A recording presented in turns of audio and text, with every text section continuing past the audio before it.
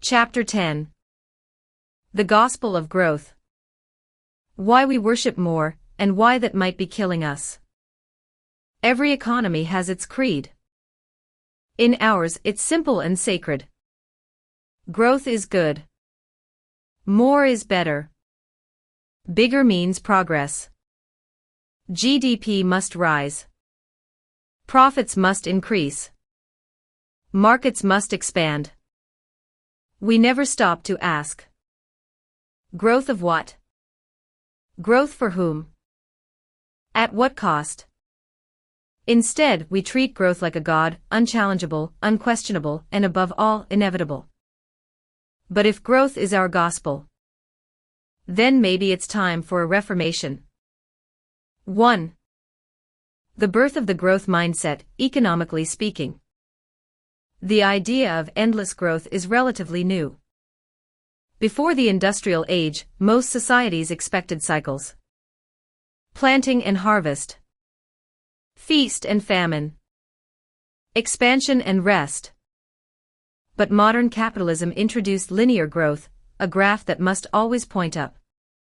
In this model, companies must report quarterly gains. Nations must pursue GDP increases. Individuals must hustle harder every year. No rest. No plateau. Just more. But nothing in nature grows forever. When it does, we call it cancer. 2. The planet can't keep up. Endless growth means endless consumption. But we live on a planet with finite resources. Water, soil, trees, oil, time. And yet, we measure success by how fast we deplete them. The economy grew 3% this quarter. Even if forests were cut, oceans warmed, and communities displaced. The gospel of growth doesn't account for ecological truth. Because profit is calculated in dollars. Not in damage. 3. How growth distorts the mind. This obsession with more has warped not just markets, but minds. We're trained to believe bigger houses mean happiness. More followers mean influence. Faster results mean success. Even in education, healthcare, and relationships, scale has replaced substance. We forget. Not all growth is good. Not all expansion is wise. Not all success is visible. Sometimes slowness is wisdom. Sometimes enough is plenty. 4. Who benefits from more? Let's be honest, not everyone wins in a growth economy.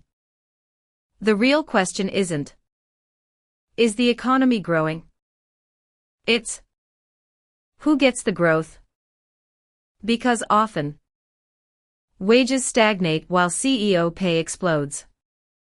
Rents rise while services shrink. Stocks soar while food bank lines grow. If the pie keeps growing, but the crumbs get smaller, is that success? Or is that delusion? 5. A new gospel. We need a new vision, one that redefines prosperity. From quantity to quality.